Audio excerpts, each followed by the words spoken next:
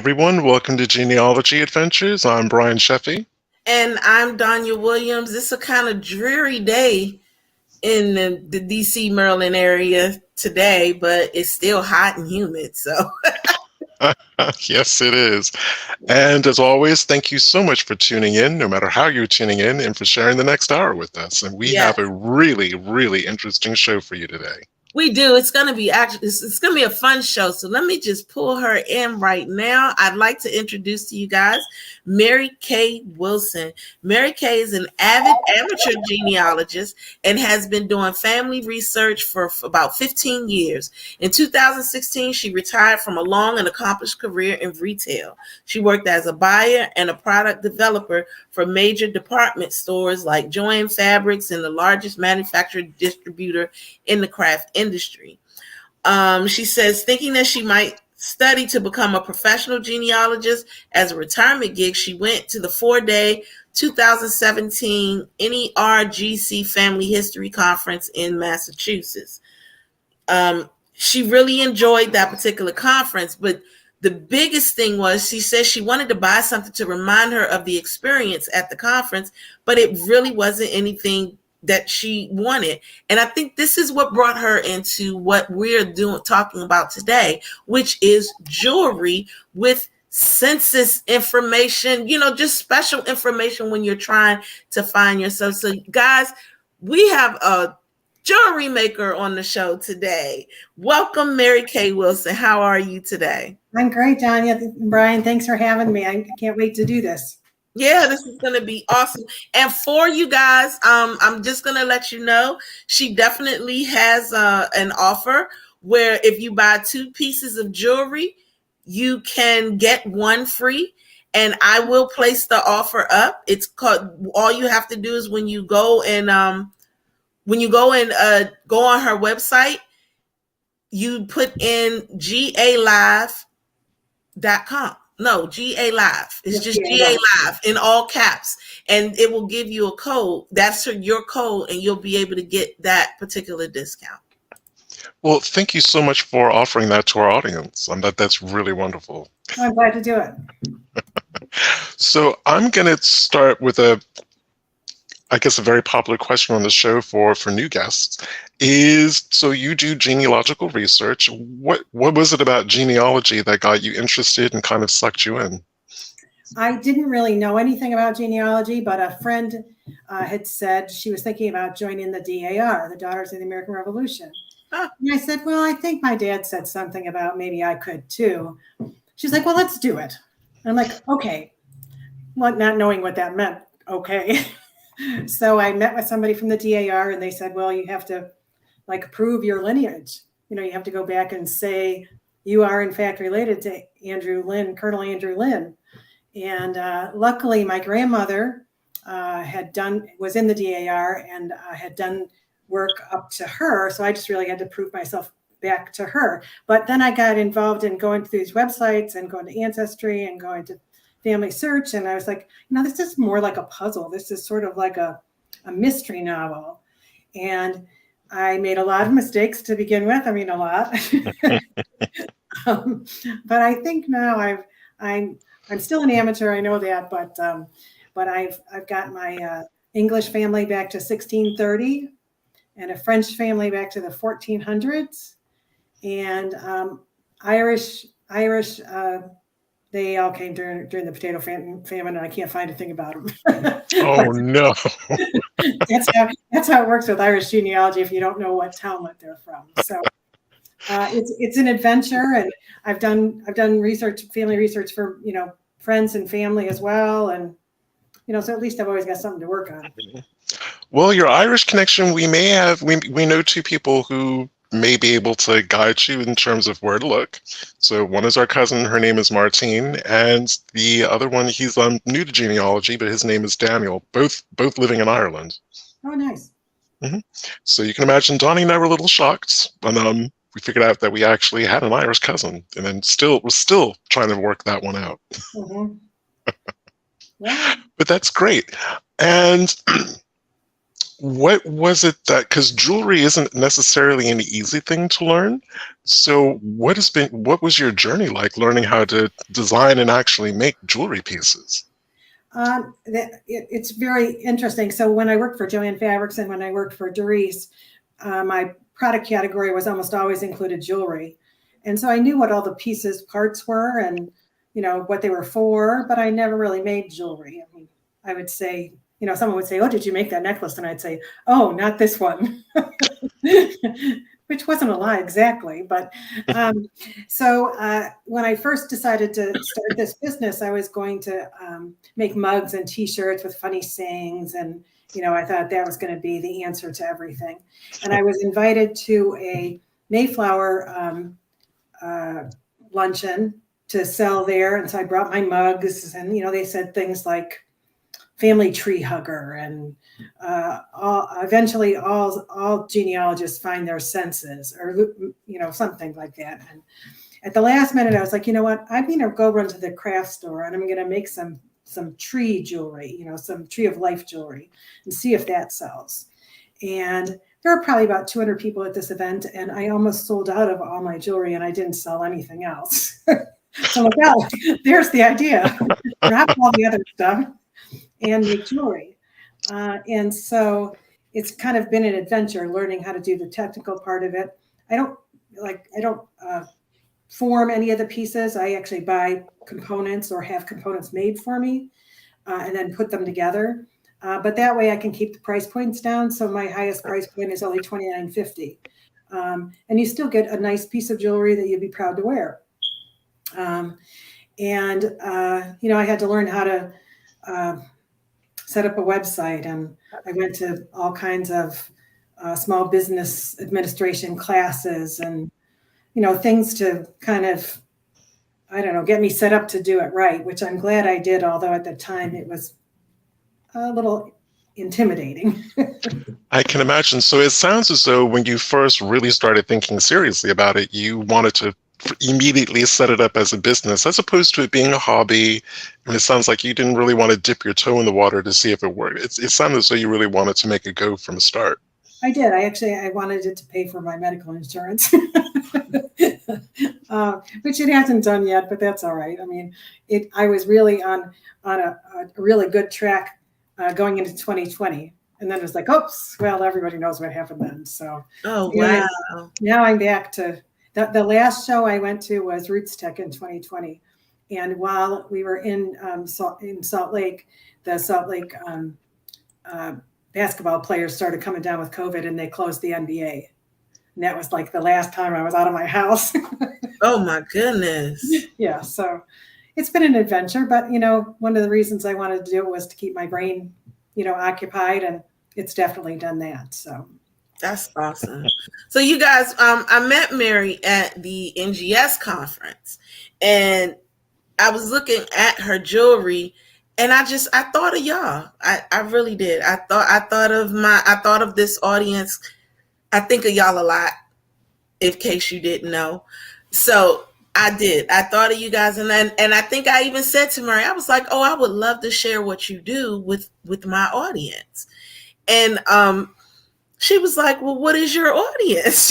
So we talked for a minute, and that's why she's here. But you guys, she had this beautiful piece of jewelry where a census record was inside of the is it like a tube, or maybe like it's a tubing? What is it? It's a metal plate that has the document inside it, and then a piece of glass on top of it, so you can still read it.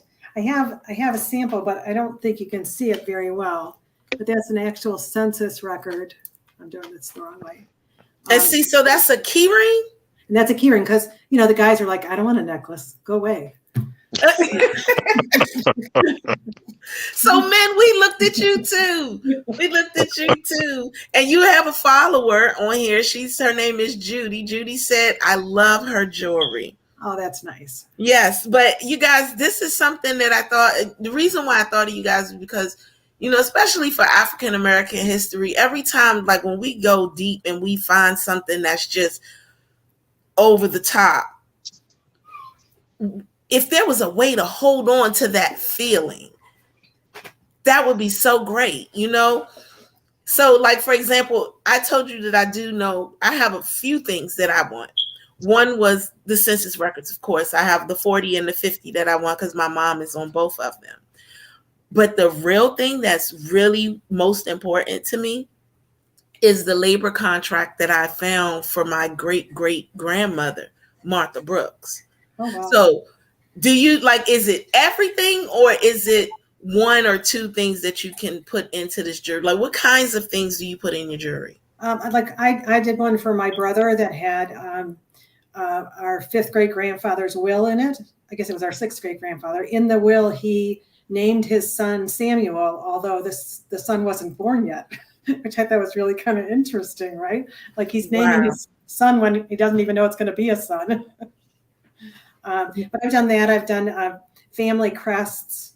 I've done hand-colored, like it just says, you know, it would say the Williams family with a tree on it, and I hand-colored the tree in. I do some things that are more not as customized, but like, for example, the one I'm wearing says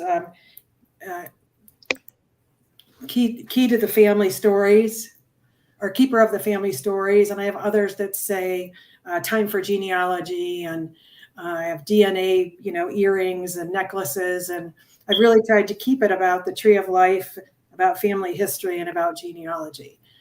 Because really the people, especially who are going to, you know, conferences, they just love it because that's not something they can find anywhere. You know, you can maybe go out and have an expensive piece made, but you know, it's not usual that you can find something that's affordable and still kind of shows your passion for genealogy.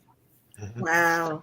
Well, I'm going to admit, I've been sitting here thinking what would I get done. I'm going to probably say it was going to be one of 3 marriage records for ancestral great-grandparents. I think they're my third. 2 sets are 3 times great-grandparents. One is a 4th set of great-grandparents. Basically, as soon as they were legally, they were freedmen and women, freed from slavery. And as soon as they could legally get married, I think it was 1866, they got married. Oh, wow. And I would love to have those marriage records memorialized that way. I think that would be just an amazing way to honor them. Mm-hmm. Yeah, I have done some little frames, just little, you know, frames that you might put, you know, on a shelf, you know, tiny little things that are basically those things in miniature. Someone found my 4th or 5th great grandparents' photographs in a antique store, and they put them on Find a Grave. And all of a sudden I'm on Ancestry one day and I'm like, there's a picture of Ayers Lynn. Oh my gosh. Wow.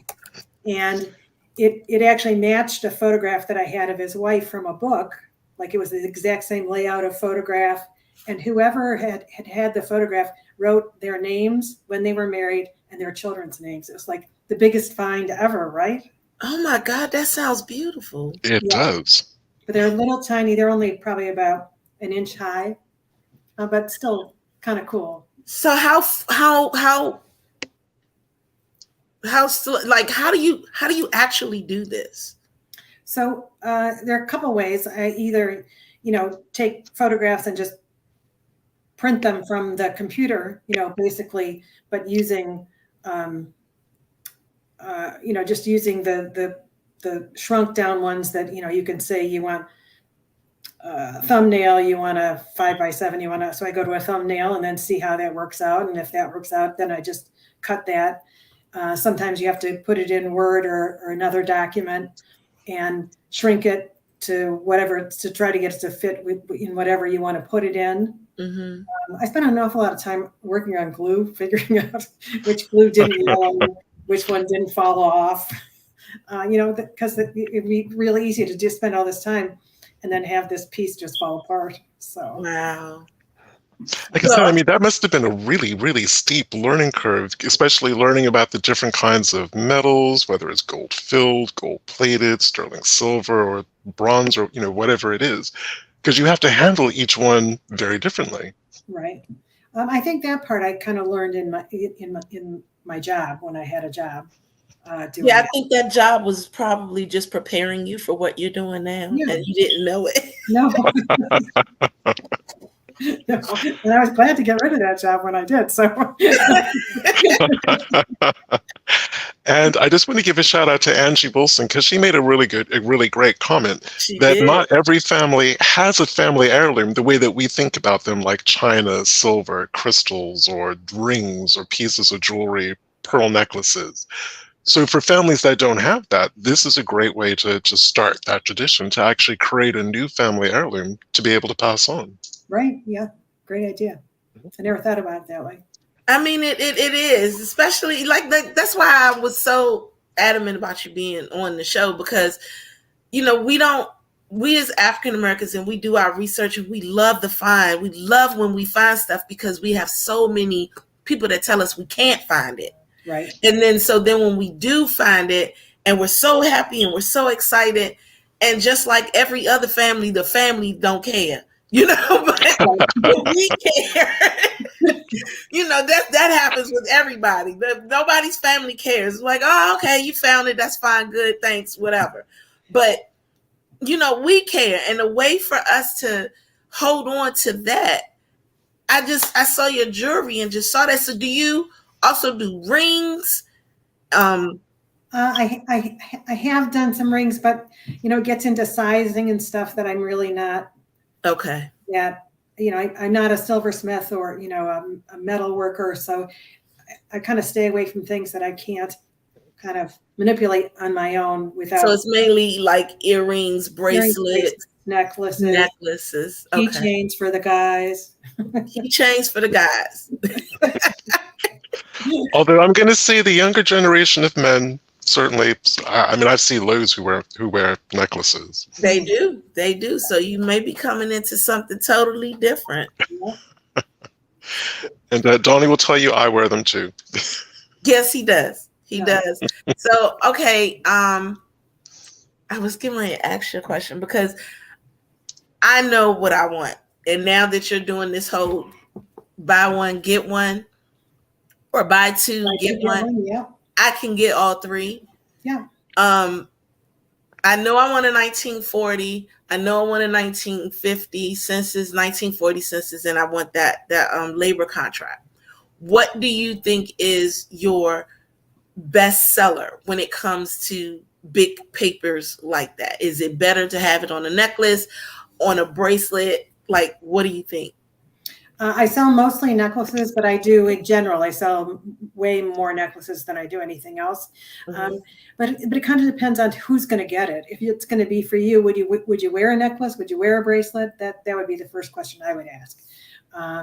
You know, do you want it on your keychain? You know, someday, you know, you see your keys every day, so that's kind of, you see that, you know, all the time. I don't know.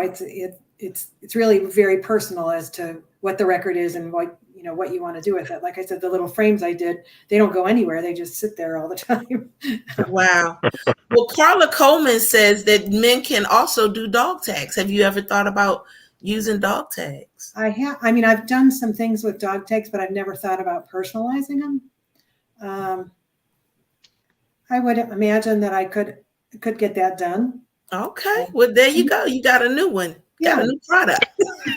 I'm glad I can watch this over again, so I don't have to take notes. Yeah, you can watch it over and get a new product. And then Angie Wilson, she said that she immediately thought my mother's family ring. She said, at Mary Kay Wilson, have you done charm bracelets? Because that was going to be my next question. I have. I did one for a lady just recently with her 5 kids in little frames hanging on charms, and then put little charms in between. But you know, that she and I were, you know, in booths next to each other at a trade show for 4 days, so we had lots of time to talk about it. Oh, okay. So yeah, that I was going to ask about the charm bracelet, because knowing me, I want all 3 pieces. Mm-hmm. So I figured I was going to give my aunt the 1940, because even though she and my mom both appeared on that one, that was really the first one for both of them together. And that's the only aunt that I have. And then my mom is on the 1950, and she's a teenager at that time. So I think she would prefer that one. So I think I'm going to give my mom the 1951 and my aunt the 1941. and then I'll get the charm bracelet that has all three. Nice. We can do that. I figured it out. And Lacrissa also asked an excellent question, and I imagine the answer is going to incorporate size, complexity of design, but she'd like to know, how long does it take to make the pieces of jewelry, and how long for shipping? So normally, like if I was just taking a census record, or like you said you wanted a marriage record, as long as I could find the actual file online, or it was sent to me, I mean, I can print that off and put it into a necklace, today or tomorrow. But then I like to let it dry for a couple days, and then I would ship it. And shipping now, the post office doesn't seem to be as confused as they were for a while. So shipping now is like 2-3 days to most of the U.S. Wow. Okay, So if I placed my order today, I'd probably get it by the end of the week. Today's Sunday, yeah, probably. Wow. Okay. That's I awesome. guess I get like thousands of orders from this podcast, and I can't keep up. But I mean, I'll be clear about what I can do. That's okay. That's all right. Take your time. I want mine to look just right. So does everybody. Trust me. Because I think I kind of know the answer, but from your professional experience, I'd like to hear what you have to say. We're dealing with public records, but are there any kind of copyright considerations that people need to consider when they're asking you to use records in jewelry? Yeah, but not, census records, obviously not. A marriage record, if you have it, it's yours, that's not an issue. But, if you wanted from a page from a book or something, I mean, I guess there could be a copyright issue. My way of looking at it is, if you're just using it for your personal pleasure, I don't think that, an author or a company is going to come after you or I for one necklace, right? I mean, that, it's not the way the law is set up to work. I mean, you go to a craft fair and you see all kinds of Disney stuff. Well, you know that those people aren't paying a royalty to Disney. I mean, but Disney still sells the fabric and the whatever to make those things. So I think you could take it with a little grain of salt and just. Also, depending on what it is, I think for those types of records and anything, copyright ends after like 75 to 100 years or something to that nature. Yeah, I'm not sure the number. It's about 72. It's about 72. Okay. Yeah, anywhere from it goes like that. So even if I wanted to put the article of John Yeldale and send it to Gary, that would be just as a dog tag. That would be awesome, because that's a 100+ year old newspaper clipping. No. But I mean, there's just so many things. Angie says she's getting excited now. So, I got excited. She said, I can't recall if you mentioned, could you do a shadow box or a wall hanging or apparel? I would love to say yes, but I don't think so. I mean, it's really not my expertise, and I don't have, like, you would be just as well, to go on, what's it called? Something press. Oh, cafe press. Yes. They have a T-shirt made properly, and a shadow box is really more crafty than I'm up for, I think. I mean, I could make a try at it, but it wouldn't come out looking probably as professional as you'd want it to, where I know the jewelry would be fine. Well, not to take any business away from you, but for those specific examples that you just talked about, I would think Etsy. Etsy would be a good fit for that. Yeah, I'm sure there's some really good sellers there that would do, printing on demand. So basically, you're saying you focus on jewelry, which, hearing you talk about it, it's understandable because I'm feeling the passion behind it. Yeah, I've got all the tools, right? So it's what I can do. That's great. You guys, the jewelry is so beautiful, and I just thought that this was definitely something that we all can get into, and just something that we can definitely like pass down to our family members and things of that nature. Charlene just made a statement. What did it say? Charlene Lewis, she said she got on late, and she said, do you have a website? Which I've just placed up. She said, family reunions coming up. Would love to let family know about your products. See, you're going to get those 1,000. Get those 1,000. Okay, I'll do your order first, though. You're going to do my order? Yeah. I feel honored. I feel very honored. So what do your jewelry normally run? How much does it normally run? Almost everything, almost everything is $22.50. The stuff that's custom is more like $29.50, because it takes more time to prepare the record and get it put where it needs to be. So like keychains are $12. I mean, that's not anything. I have a couple bookmarks, and I always have a sale going on, because people don't like to pay full price for much of anything. I don't blame them. I don't either. But I always do free shipping, because the stuff is small. So, it's not like you need to, pick up the extra $5 or whatever. Okay. And Angie Wilson, she asks Angie's going to be one definitely. She's coming. She's got the right last name. So yes, she does. Same as yours. and she actually beat my question. So ask away. Yeah. What materials do you work with? So I usually work with, there went my chart I was telling you about. So my 15. That's okay. So I use mostly nickel-free zinc alloy and stainless steel. I do some silver plating, but people don't like the fact that it tarnishes, which you can't stop it from doing except by wearing it. If you wear your silver jewelry all the time, it won't tarnish. If you keep it in a jewelry box, it'll tarnish pretty good. Wow. Okay. I do have a few sterling things, but the price of sterling has really, really gone up, and I can't afford to offer it and keep it within my price point. And one of the reasons that I do the one price point is that at a show, it's really simple for everybody to understand the pricing. You don't have to say, well, this one's 10 and this one's 12 and this one's blah, blah, blah. It just makes it a lot easier. I do things like I always make sure that a necklace has an extension on it, because you might wear this necklace here with this outfit right here, but maybe the next time you want it a little higher, Yeah. It always comes in a little drawstring bag, so it's ready to give as a gift if you want to. Oh. So a little bit of a left field question. We've been mostly talking, we've pretty much exclusively been talking about documents. If someone wanted to instead include a lock of hair, a small lock of hair in one of your jewelry pieces, would they be able to do that?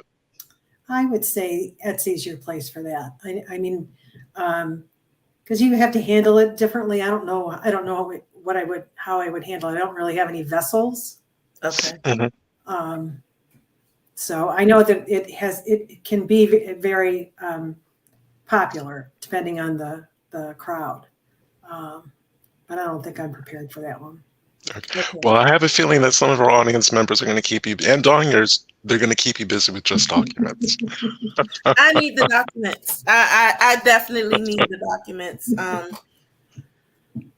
Yeah, I do. I actually have a picture that I just found. I just learned today that my cousin died. I'm sorry. And yeah, she died last night. And I have a picture of her that I really, really like. And I may send that picture to you to give to her mom as a necklace. Nice. And that might be something. I just have all these like ideas that's floating through my head. My cousin Robin, she was like, you order it and then let me see it. I would really like to order something. But the thing is, Robin, I've seen her stuff up close and already, because I saw her at the NGS. So it's awesome, and you're gonna want to go ahead and do it. And then Carla, she says, I want to order charm bracelets in nickel free in Hearts Mary. So I'm gonna re-put up that, so it looks like you're gonna get it done. Thank you, Andrew. But the other question that I wanted to ask you, so when you go to these shows and things of that nature, you're not selling right then and there. You're actually basically taking orders. Am I correct? Correct. Yeah. I mean, like there's a like a mother's necklace that I sell that has a little. It's a little locket and it's got a tree in it, and then you put in. I put in a family heart, so it's a charm that says that's a heart that says family, and then I put in a birthstone for each of the grandkids or kids or whatever combination they want. And if it's not busy, I can do that while we're standing, while the customer's there. But I think at NGS, I had to bring home like 6 things to do at home. But then I made them the day I got home and then shipped them the next day. So, wow, that's awesome. Yeah, that's awesome. So, go ahead, Brian. I was just going to quickly ask, so out of the different documents that you've handled and you've incorporated into jewelry, what's the most popular in terms of requests? It's been censuses, but that might be because that's the sample I have. Mm-hmm. That it doesn't take anything to visualize it. You see exactly what it is. It's just going to be your census. And there are a lot of people that buy the census necklace that I have that has the Washington, D.C. in it. One, because they just want people to say, what is that when they're wearing it? It's like, you're wearing a census? It's like, yeah, I told you I like genealogy. So they could just get just anything. Yeah. Do you do that? Do you just make some for just people just arbitrarily? Like, did you, for example, at NGS, were there any that were purchased right then and there? Oh, yeah, of the Washington, D.C. one, yeah. Wow. Yeah. Wow. Okay. Although, Danya, I'm not going to lie, I've been sitting here thinking about some of our Edgefield families with 18, 20, 22, 23 kids, on a census. That's a long census. Yeah, well, with that being said, that actually goes towards LaCrissa Sims' question. She says, how would you do a census with a large family? Wow, I would have to think about that. I mean, you might be able to, depending on if I could find the right, piece to put it on. You could do 2 pages, kind of like the family above your head, Danya. So it would be side by side on a piece. I don't know. That actually. See, you got me on another document. You just gave me this whole idea that like make it go across like that. Yeah. Okay. Oh, you just gave me another idea. Okay. I didn't say I got it done yet, though. I have to think about it. Okay, we're gonna work on that one together. Carla said genealogists are always thinking. Oh, thank you, Carla. You two are great hosts. Thanks again for Mary Kay. I just think I thank you, Carla. I just think that sometimes we need a little edge knocked off, especially with things that are going on in this world today. This was a perfect show to really kind of give somebody some ideas on what it is they need to do, as opposed to focusing on all of the things that are happening in this world. Can you talk about what the process is like for someone who would like a bespoke piece of jewelry design to have a document inserted into? Like how would they, what would the consultation be like? I guess they would probably just start by emailing me at info@ourfuntree.com, INFO, and just tell me what they're thinking about, and then we can get on the phone or, and talk about what it is they want. I don't have a charm bracelet on the website now, but I could certainly make one, and maybe in the next week or so, I'll think about how to put that together. Mm-hmm. So that it's an option that you just fill in the blanks as opposed to have to think too much about. And I'm assuming the process would go. I don't want to say more smoothly. Would be more straightforward if someone had a really clear idea of the design that they'd like to have, and then I guess that would be the conversation about whether you could achieve that. Right, and that's why I'm thinking that if I could create a template on the website to make it easier one of the things I do is once I've got the piece ready to go, like to glue or whatever the next step is, I would send that to the customer and say, how's it look? Okay. Because it's really important that, that they're happy with what it's going to look like. So you send out samples, but not necessarily you send a draft. An image, yeah. You send an image of the piece before you even get it out. Yeah. Have you ever had anybody say, "Oh no, I don't like that"? Yes. Really? People are people, right? And then you just redo it. That's why I do it before I glue it in. It's like, okay, well, what don't you like about it? We can fix it. However. Oh wow! I was joking when I said that. I had a lady. I did a birthstone bracelet for her, and birthstones are funny colors. Like depending on your family doesn't naturally come with 3 December, so you have 3 beautiful blue beads, right? Sometimes you get a topaz in there, which doesn't look so good with the blue. And so I always say, well, I'll lay it out for you and send it to you. And then you can tell me if you like the layout. And a lady the other day said, I don't like that. I'm like, okay, what are you thinking? And we got it fixed and I got it shipped. Wow. Well, you certainly have a lot of people thinking about what they would like to actually get. Yeah. So Angie Wilson asked another question. She said, are those birthstones in the bling tree? No, they are, but they're not. It's just one of each one. It's not person specific, and I can't make that particular piece person specific. Okay. I haven't been able to figure out how to do it because you might have 3 kids and somebody else might have 4 kids, another person might have 5 kids, and it's got holes in the piece to put a rhinestone in, so you would have. It wouldn't quite work out, which is why I do the locket one, because then you can get exactly what you want. She does lockets. So, okay, let's lay it out. All of the pieces that you do, what are they again? In terms of custom, I do the custom birthstone locket. I do bracelets that are birthstone bracelets. I can do basically any document in a necklace. The one that I had, the piece that I use the most is this rectangle one because it's a nice size. You can get a lot in it, and you might have to cut off some stuff in the document, but that's again part of why I send it, before I glue it, so you can see, did I cut off something that was important to you, or is the important stuff still there? I do that in a keychain. I've done them in rounds, depending on what the document is. I could do a charm bracelet, but like I said, I'd like to kind of formally figure out what that looks like so that it's easy for somebody to order. You can use me because I swear to God, I'm doing 2 census records and a labor contract. I'm letting you know now for the charms. Okay. I'm because that's going to be on my arm. That's for me. So we spent a lot of time talking about what you design for other people. What pieces have you designed? What are some of your favorite pieces that you've designed for yourself?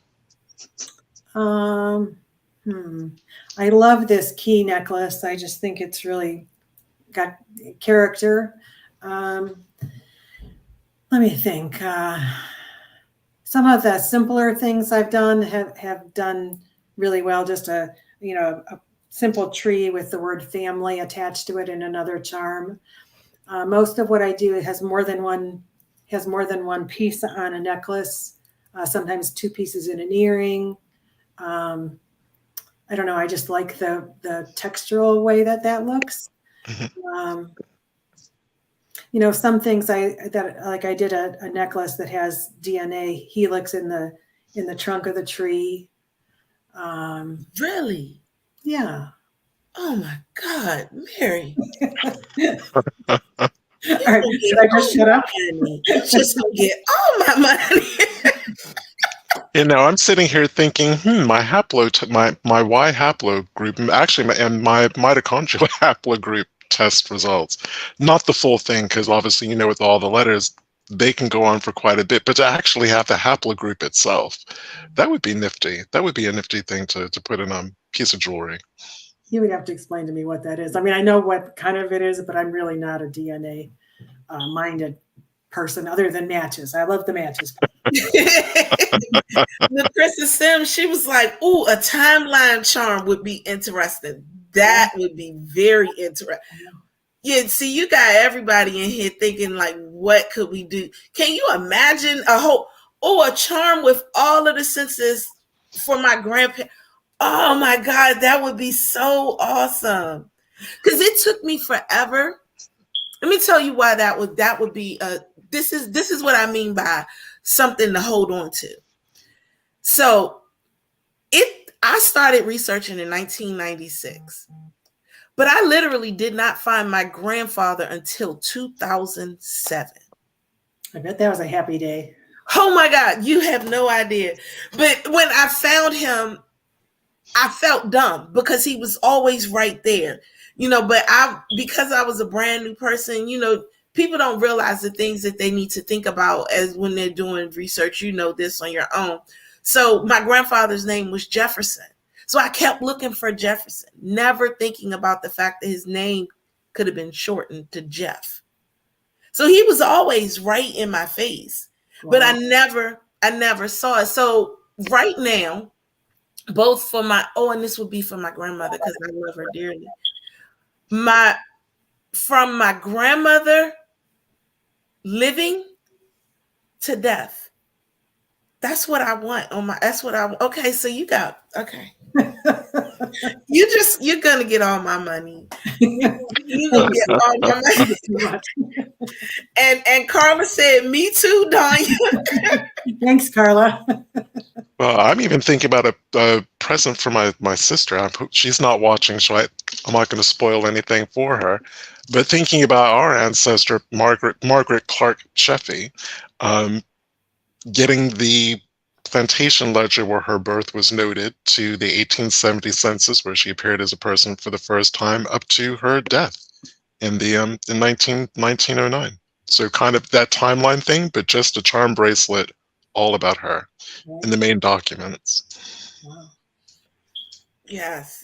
So Angie said, Danya, major events for a relative: first census, marriage, land purchase, last census, timeline. So I mean all of that. But I think for me, like when I tell y'all, I swear to God, I started getting goosebumps thinking about the timeline one because I never had a grandmother. And I would do this more so for my grandmother than my grandfather because this census is the last census she was on, the 1950. Mm-hmm. And she died when my mom was like 11. So I think my mom might even want that census now. I know my mother is watching, so she probably gonna call me after this show is over. Like, I want that. So yeah, that timeline one for my grandmother would be awesome from her birth to her death. I would love something like that. I'll even give you a city directory that they're listed on, and for just one of them, not a whole thing, but yeah, that would be awesome. And actually, I'm thinking about recommending this to one of my clients whose ancestor got bounty land because his ancestor was a free person of color, fought in the American Revolution, got bounty land that's still in the family today. Oh, wow. And he actually has the plat map. Wow. With that. I'm sorry, y'all. So Georgianne Aiken, she says, does your website have samples of what you can do? Which I'm sure it does. Well, have some pictures. It does have some pictures, but it doesn't have all this stuff that you're now inventing. So we've invented, look at that. We've given you product. I want that to happen for you. Yeah, but maybe I can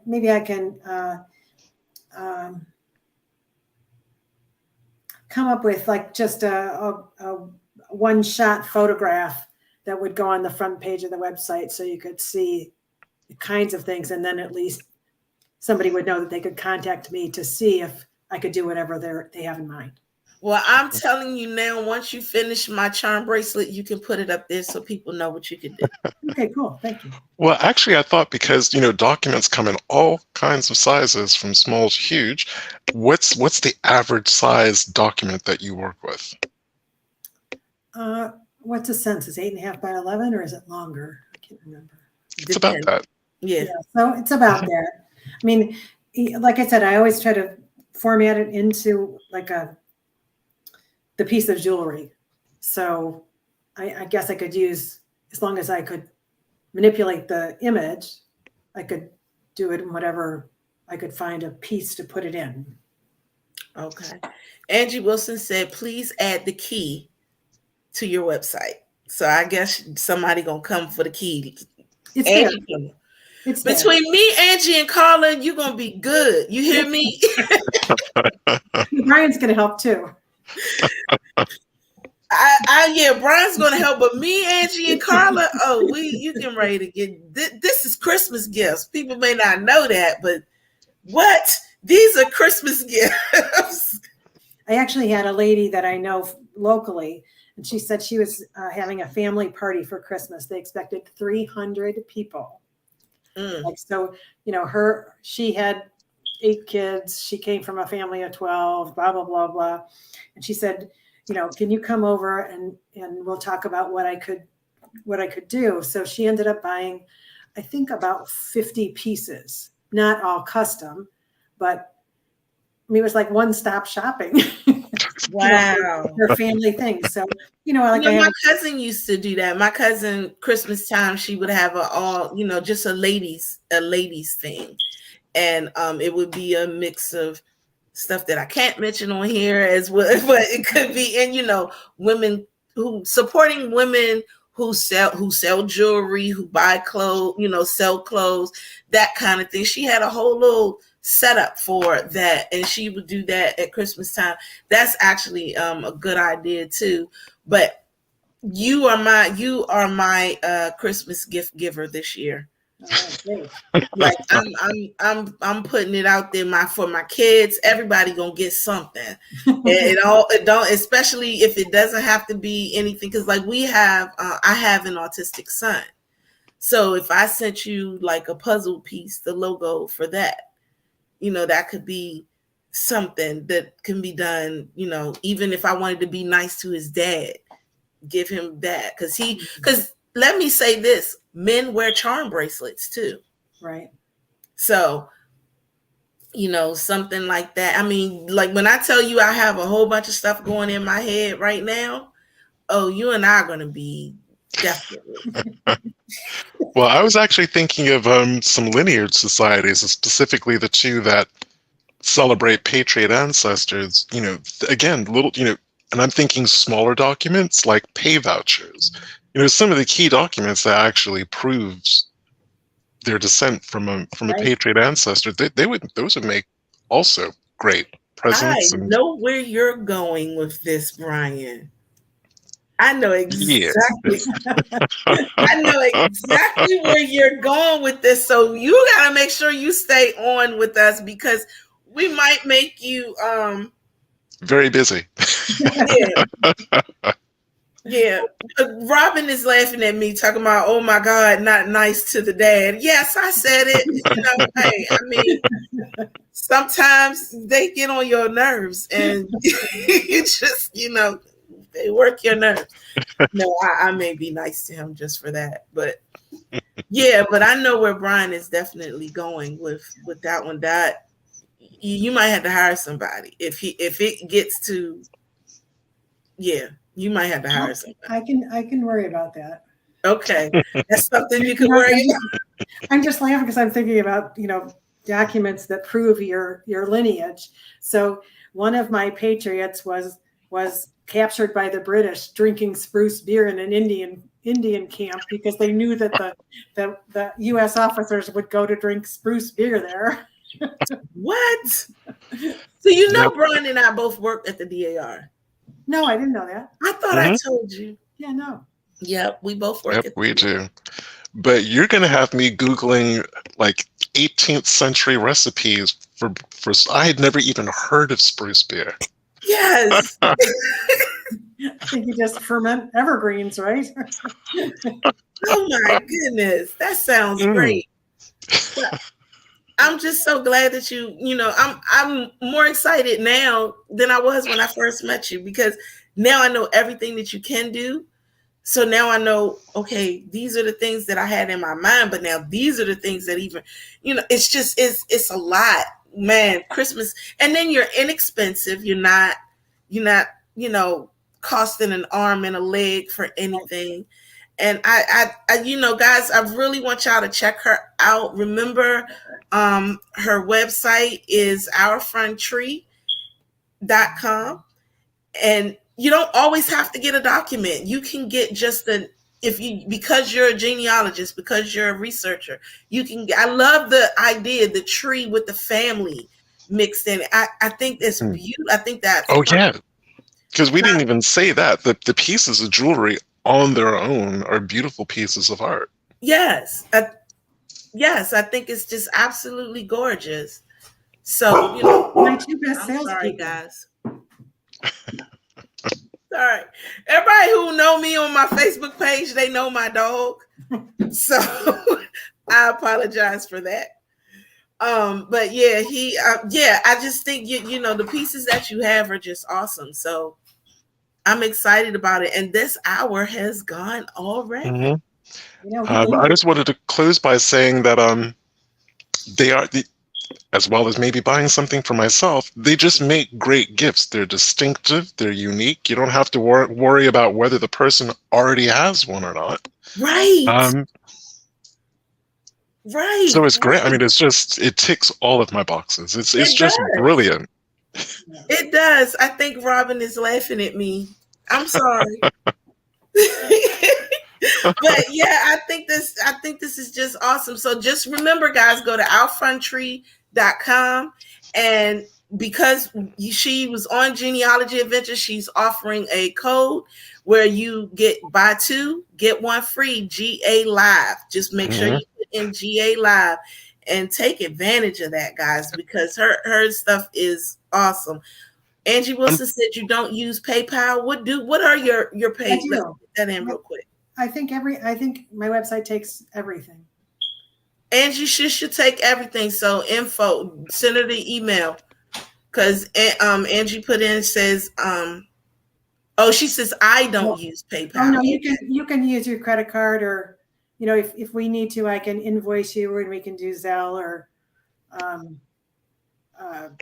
Venmo, whatever. Mm-hmm. So I take money any kind of way, basically.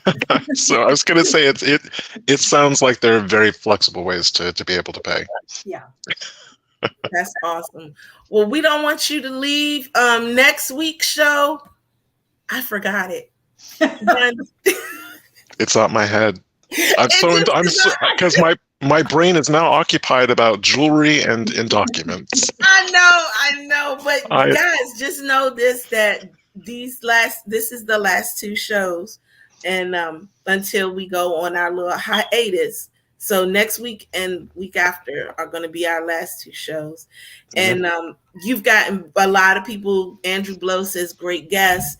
Deborah Robinson, she says, is this show recorded to watch later? Yes, you can always watch our shows on our YouTube channel, Genealogy Adventures, or our Facebook page. Also, or on demand on E360 TV, which you can get on Roku and Fire and Apple TV. Yes, so because we are always on TV. Always remember that we're on TV now. So, but thank you again, guys. Thank you again for Mary for being on the show. I'm so glad. I had so much fun. Yeah, I'm so glad you agreed to do it. And so am I. So until next Sunday, you can join us right here at 4 p.m. Eastern Standard Time, no matter how you usually tune in. So until then, have a wonderful rest of your Sunday. Thank you so much for spending this hour with us. I'm Brian Sheffy. And I'm Donya Williams. You guys have a great, great day. Have a great day. Stay on with us. Bye-bye.